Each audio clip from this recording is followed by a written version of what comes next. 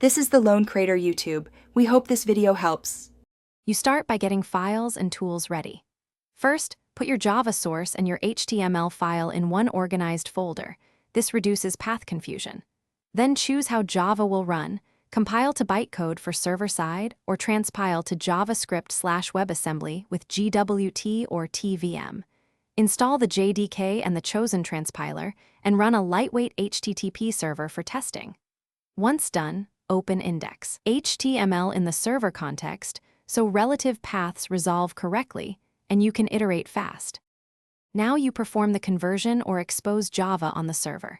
If targeting the browser, run TVM or GWT to transpile your Java into app.js. Make sure you specify the entry point and include necessary libraries.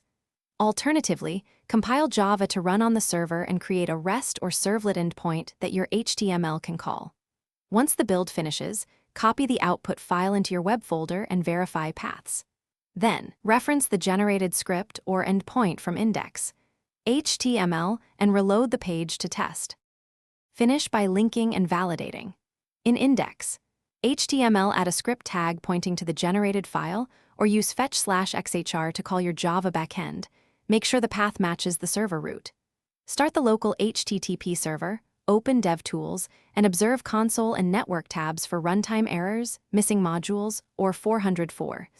If you see failures, stop and verify server MIME types and core settings, and confirm build output location.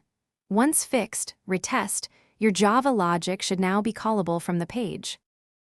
Thanks for watching. Consider subscribing if we helped you.